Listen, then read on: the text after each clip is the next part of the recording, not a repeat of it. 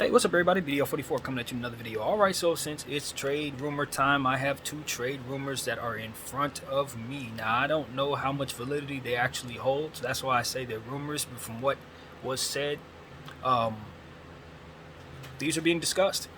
So, grain of salt is what I would tell you to take these with, but nevertheless, it does give us something to talk about. Now, one of them involves my Laker team, the other one involves the Nets. Oh, and by the way, the Kyrie trade is complete. Kyrie gets a $2 million bonus for the fact that it was complete because he put that in his contract. So congratulations to him for having that happen. I'm pretty happy that that took place. And I am looking forward to seeing the Dallas Mavericks and, Luka Doncic and Kyrie Irving and Christian Wood and those guys, score. I'm looking forward to it. I know they're not going to get any stops, and it's going to be an eyesore on that side of the ball. But offensively, it's going to be like Phoenix if they run it properly. Phoenix from back in the day with it. 7 seconds or less, they can probably run something special in Dallas if they want to.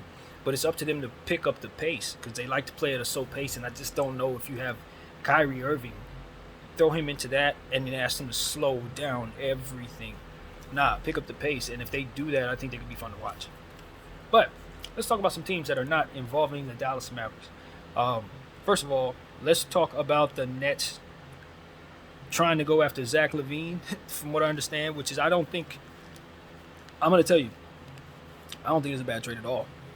I don't think it's a bad. Just like I said about the Kyrie Irving return that they got initially, I didn't think it was a bad return, even though I know ours was better. It wasn't a bad return. This is actually what I think Zach LaVine's contract is worth. So the Bulls would be sending Patty Mills, Seth Curry, Joe Harris, and Royce O'Neal, or rather vice versa. They're getting those guys. And the Nets would be getting Zach LaVine and possibly Tony Bradley to match the salary. Zach LaVine's contract is garbage, man. $35 million for 5 years. You don't want that unless you're in a situation like the Nets where you don't want to reset your timeline. You do want to bring something to KD so he's not mad at you. And you know the return that you just got ain't good enough. Now, if you could take some of that stuff, from which I understand they're trying to flip Spencer Dinwiddie as well, which isn't a bad idea, and then flip all this stuff turned into Zach LaVine, now you're talking about something that the Brooklyn fans can get behind, and people forget all about all this nonsense that's been going on with Kyrie Irving. So that's what needs to happen. That's what needs to happen if they can pull off something like this. Now, if you're the Bulls and you're the Bulls fan base, you'd be like, what is this? Why are they giving us garbage? Because your Zach LaVine contract is garbage. That's what it is. It's trash. It's trash to everyone except for the Nets, basically. It's everyone except for the Nets who can afford to bring it in, it makes sense to have it based on the timeline of everything that they have and the lack of picks that they have. They need to just have something in place for the next 4 years, 5 years, to help KD run along. Or to retrade so that they can get something for it if they want to move KD. Now, at least they have Zach in place, that sort of thing. So I still think it's a good chance KD's going to want out very soon. But if they have Zach LaVine in place, they'll feel a lot better about New York. Or Brooklyn, rather. So, not bad. And then for Brooklyn, you don't mind getting rid of none of this stuff. I mean, these are your shooters. Don't get it twisted. But you're bringing in Zach LaVine, and you can reimagine everything else around him and KD. Especially if you're trading KD, you can bring a whole fleet back that'll match his timeline if that's what you're doing. I don't know that you can retrade Zach LaVine for anything because obviously this is what it costs. So you're not going to be able to retrade it yourself. But you don't care about that. Bring Zach in. Everything matches up your timeline. You're ready to keep Zach for the next 5 years at that price. It doesn't hurt you. You're the Nets. And you need to keep KD happy in the short term. And this will at least give him a real running mate to run with. So I like it for them. I like it for them a lot. They should try to make this happen. And for the Bulls, you want to get rid of the Zach LaVine contract. That's what it's about. You don't really care what you're bringing back, so long as you turn him into a bunch of pieces. And that's exactly what this is. You're taking basically all the best shooters they got. That's exactly what you've done. You're taking Patty Mills, Seth Curry, Joe Harris, and Royce O'Neal, a fantastic defensive player, and a guy who can shoot a little bit. So that's their best shooters. You're picking up two of the best shooters in the league in that trade. You're giving up one of the best shooters in the league on a horrible contract that you do not want, and bring back a bunch of shooters. Yeah, you do that. And it makes your roster make a little more sense. Even though you're adding Patty Mills to the situation, his contract's not favorable. He can hit some shots, man. For Chicago Bulls, he hit some shots for you guys. Seth Curry, I mean, come on. He immediately comes in and becomes an immediate starting option at the shooting guard for you guys, especially with Lonzo Ball being out. Your guard rotation is different. Caruso, you know what I mean? Seth Curry's going to be a player that can shoot the ball. And obviously, Joe Harris is playing better. He's healthier. And he will be coming off the books next season anyway, as will Seth Curry, I believe. Uh, so I don't think Royce O'Neal is. I think he might be expiring as well. I didn't check the contracts, but it's not like these guys will be hanging on to the Bulls for too long. Um, that wouldn't necessarily be something that would just be an albatross to hang on. Nah, these guys are coming off the books very soon, so it works. I think it works. I think this should be done. I think the Nets and the Bulls should trade with one another, and I think Zach LaVine should be going to the Nets for this return. And if you want to go a couple second rounders in there to make it make more sense, probably should do that. Honestly, make it make a little more sense if you have to. But I think this return is fine. I really do. And the next thing I gotta say is the Lakers. We have a trade rumor going on in regards to the Philadelphia 76ers. Now, the key to this situation is what? Picks. They just weren't specified in the rumor. So I have no way of knowing how actually good or bad this trade really is. Here's the thing, though. If all things considered and the picks are reasonable for what it is we would accept, the numbers in the player match, you will accept. If you can keep picks out of this, it's really a win. But I doubt that takes place. But here we go. The Lakers would be receiving Tobias Harris from Philadelphia and Furkan Korkmaz from Philadelphia. Now, Tobias is at 2 years, 37. Coming off the books next year, it is a little bit hefty, but we'll see how this goes. And Furkan Korkmaz is 2 years, $5 million, so he's cheap. That's not going to hurt anything. Philly would be receiving Bogdanovich from Detroit, Bagley from Detroit, and Nerlens Noel from Detroit. And Bogdanovich is at a 3-year, $19 million. So we finally understand exactly what his contract is. There's been some confusion there, but Bogdanovich signed a 2-year extension, $19 million a year. That would lead it to be 3 years at this point. Or is that a 3-year extension? I think it was expiring. So yeah, 3-year extension, whatever. He's at 3 years from here.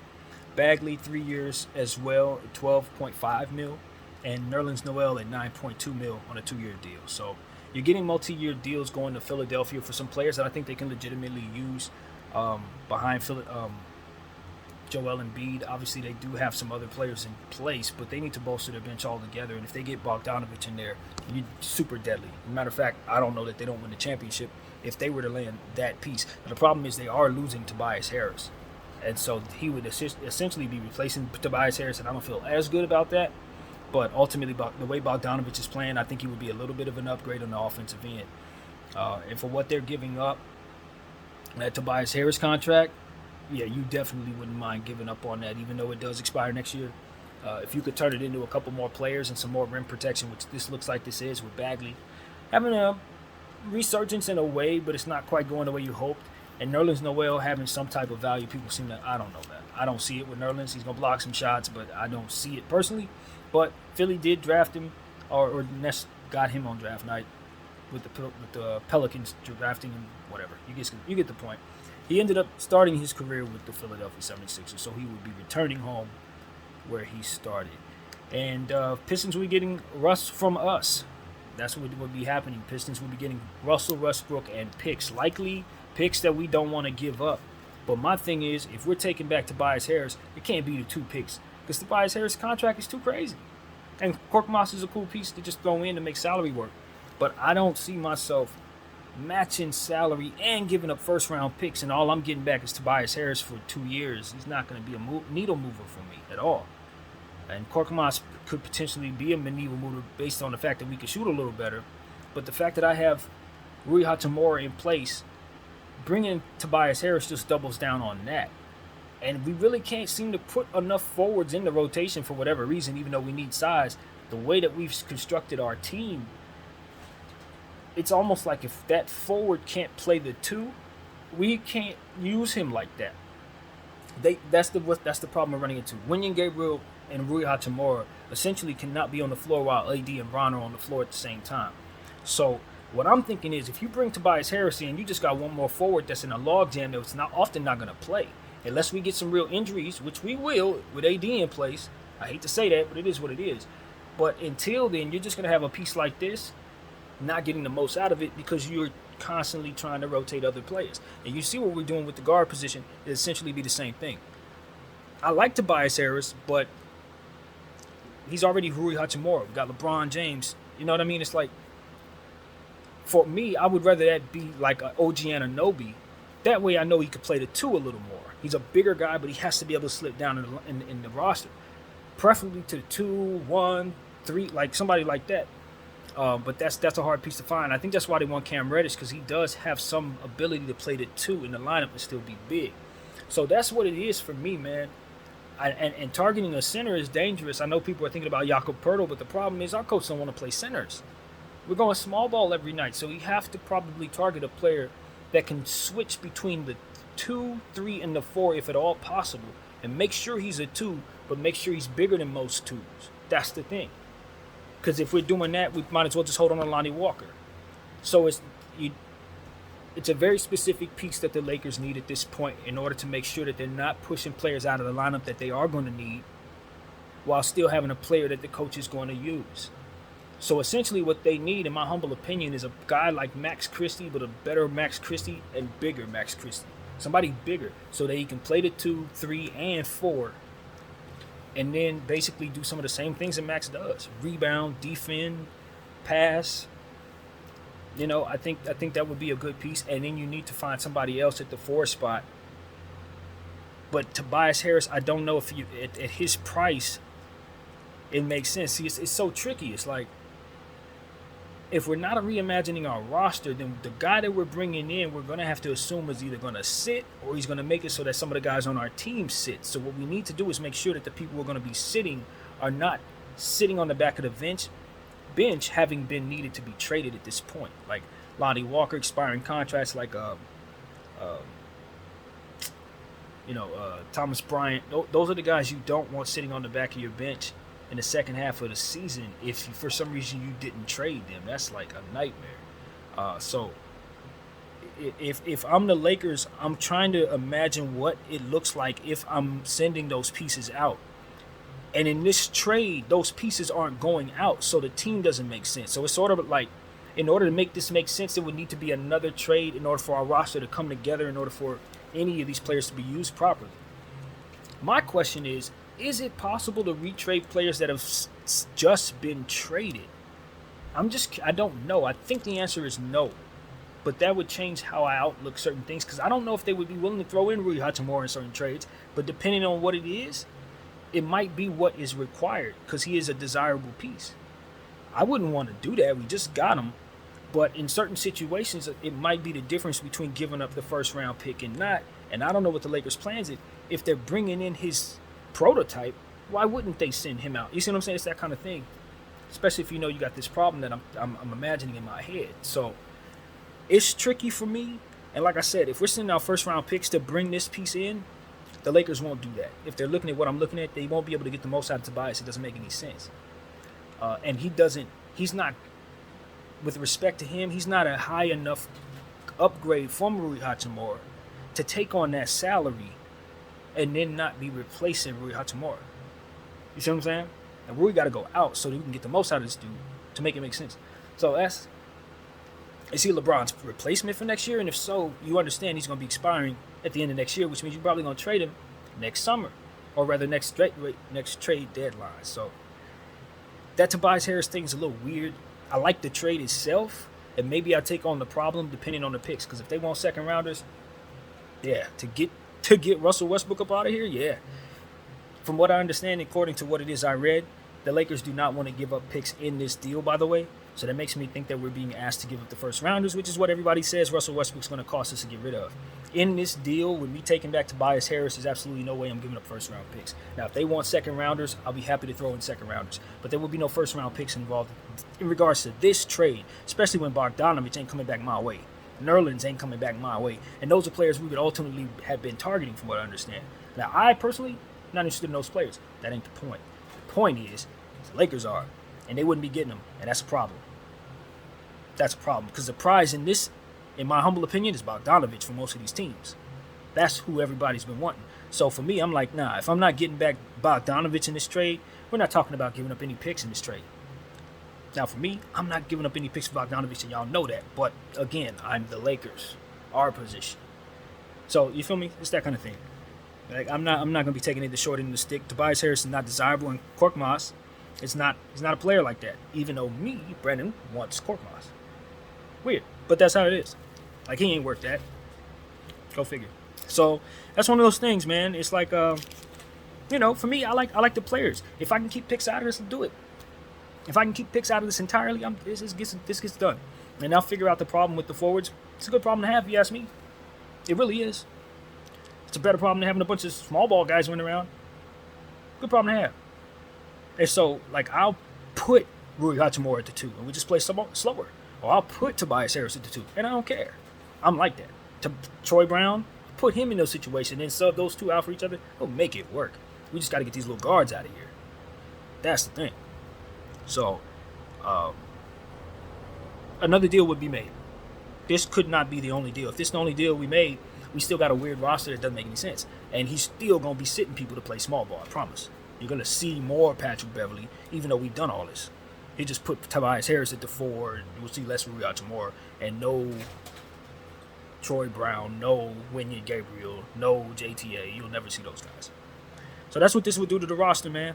Make it make less sense in some ways, but we would be bigger.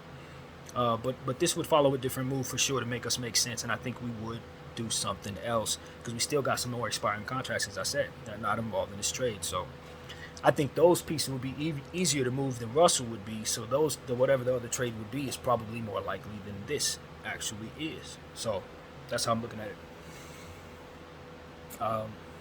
I just don't know, man. I know they're holding on to Max Christie and Austin Reeves. I'm super happy about that. That's the strange thing about the space we're in, because I'm like, I kind of wanted to give those guys up for Kyrie Irving, but that's like me pulling my arm off to bring in Kyrie Irving. Well, otherwise, this is the stance I want us to take. I don't want to trade them dudes. I don't want all of my opinion about this Kyrie thing to make you think I wanted either one of them dudes to leave our organization. Hell no. I didn't. Absolutely not. I like the stance. I like the stance because we're valuing our pieces and not putting our heart first. That's what I want my organization to do. I don't want us to put our heart first. I like Kyrie Irving a lot, but you got to value his entirety of his price tag. That's the only responsible thing to do. The opposite of what Joe Tsai's doing. All that other stuff that has to do with his heart and whatever. He's not. We want to win for real. And so if we're looking at what we're doing properly, we're putting our heart in a different space and we're bringing in our thinking cap and we're saying everything we have has to be valued properly. And if we can double what it's worth, then we need to probably consider those options. And just do it methodically so that people can stop calling you stupid. And so as long as you're not pulling the trigger on anything bad, everything's fine. No matter what it looks like, even the Kyrie thing. It's like, okay, if I look at the fan base, everybody's saying, we don't want to overpay for Kyrie or anybody else. That is the consensus. And honestly, it has to be that way. It must be that way. Because with our history, we've done too much of the other things. We've taken too many chances. We've taken on hot players that might not have the greatest reputation. It's just not something with our history we should actually be doing. And so I know that. But I think Kyrie's talent is worth you doing it anyway because you can win a championship off his talent, and that's all we're about. If a guy puts us over the hump, then that's what we're here for, to be over the hump. But you don't want to do it in a way that doesn't make sense.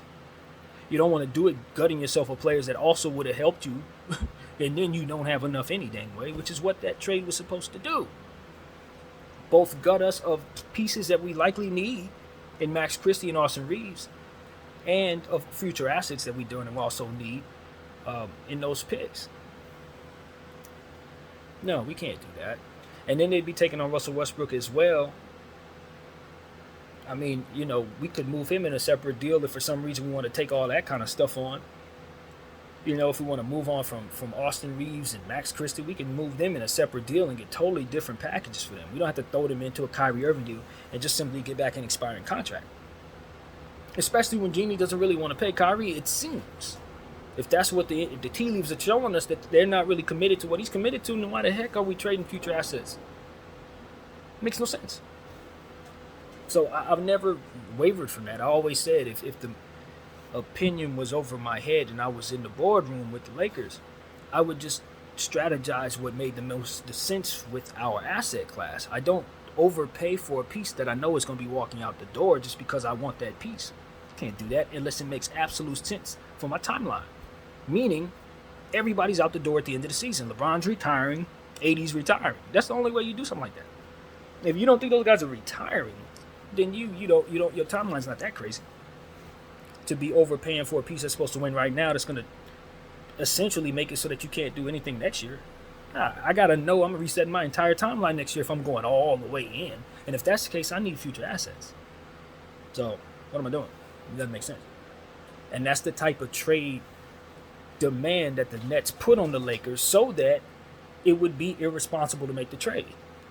You understand what I'm saying? It's like that's exactly what they strategize. It's like, okay, how much is too much? That's what we're going to demand. And if you do it, you're an idiot. You get back what you want, and you have to adjust, and maybe you do adjust very well with a player like Kyrie Irving, which is why you might do it. But it's still an idiotic move because what are you doing? You're gutting yourself of enough. That's how much they measured that to be. Too much. That's what I'm saying, man. It's about putting people in positions where they look stupid for doing stuff. That's what leverage is. It's like, all right, if you do that, you know what I mean? It's probably not best for it, but it makes me look great, so we're good. That's exactly what leverage is made of, man. So, as I look at these trades, I say, depending on the picks and depending on other moves that I believe I can make, this Tobias Harris acquisition would be good for the Lakers. This would be good. Especially given the fact that you're trying to get rid of Westbrook. Now, getting rid of Westbrook and attaching picks to do so is something I think we committed to not doing. So that means represented in the price, we're not going to be giving up picks. And I think that's what's holding up any trade. I think because we didn't take on Kyrie Irving's expiring contract, I think it's a very good chance the Los Angeles Lakers have no intention of doing anything that doesn't allow for that much money to be expiring when it goes out. Unless it's a piece that they absolutely love, that they think can help them win next year. Which is why this Tobias Harris thing makes sense, because this is another piece that's like, yeah, we want Tobias next year. No problem. So that doesn't hurt us at that price, given the fact that we have pieces slotted in that should make his 37 not hurt us so much, because we know what we look like right now with Russell Westbrook at 47. So it's not like you can't imagine how you look from a cap standpoint when you do something like this. So, it helps with the LeBron James tenure. As far as I can tell, this would give him another running mate that he knows can do something. You would just, again, reimagine the rest of the roster. So, make trades right now to make that line up a little better. And so, I like it. I like it if we can keep picks out of it. Absolutely. If we can do 2 or 3 second-round picks, I don't think that would hold the trade up. I don't think so. Not for me. Not given what we're looking at. I really believe that the Lakers probably have other deals that probably look just as good as this one. And I haven't seen them. So that's something to take into account. But as far as I can tell, this is a decent trade to have as a go-to if nothing else happens. If nothing else is going on and you can't get nothing done, there's no reason this trade doesn't get done with the right pick equity price tag. So, that's what I have to say about that, man. 2 decent trades in my mind, even though they're going to look kind of funny to the eyesight. These contracts aren't worth a damn, honestly.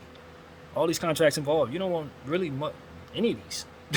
Really any of these, but for each other, you can make it make sense. I mean, if the Nets get that done, they won. That's a really, really good move for them, man. They got bad contracts now. Zach is not a good contract. Ben's not a good contract. But what do you care? You put them together with KD and keep your timeline going because that's your vision. That's what the Nets are on. So it's what you want. It's good. So we'll see what happens here, man. We'll see what happens. We got about 3 days left of the trade deadline. Hopefully something happens between now and then. I don't think waiting until the last minute is a good idea for teams. I really don't. Now, if you want to execute something at the last minute, yeah, but trying to negotiate it down to the wire, you're going to end up doing a Zubats to the Clippers trade. I would suggest teams not do that. But that's what I got to say, man. My name's BDO44. I'll take you off watching.